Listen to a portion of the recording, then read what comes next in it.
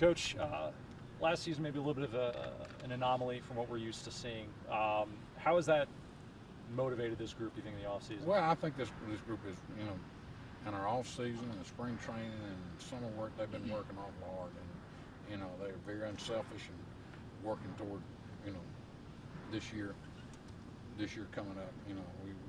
We were disappointed we only won 3 games last year, but I was proud of our kids. They came out and fought every week, and we just had several little things in there, but they never quit fighting, and so we're looking forward to a good start this year. For some of the approaches, forget about it, move on. Others, it's remember it, let it burn, and use that as motivation. What's the approach? Well, you're not going to forget it, because if you forget it, you lose your mind. It's always going to be there. But we're moving on. We're looking forward to going 1 week at a time this year. Your offense has not changed much over the tenure. How does it continue to work as other teams continue, I guess, to evolve into spreads and all that? Well, it helps us from the standpoint of we prepare for the spread, every week. So our defense is getting the same reps week in and week out. No two teams are exactly alike, but a lot of it's the same, and it helps us from that standpoint. And then our opponents, they're having to prepare for spread. All of a sudden they got to prepare for us.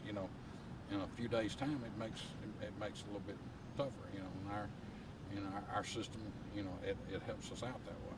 How has the controversy over the Rebel name affected your team?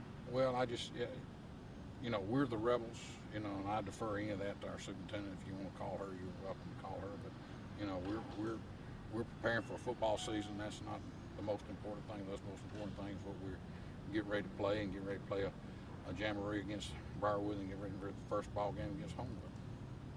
Coach, how many starters you got back? I think it's 3 on offense and 6 on defense. I'm not sure. Okay. I should have written it down, but I'd have to sit here and think about it. You look at how this offense is developing so far.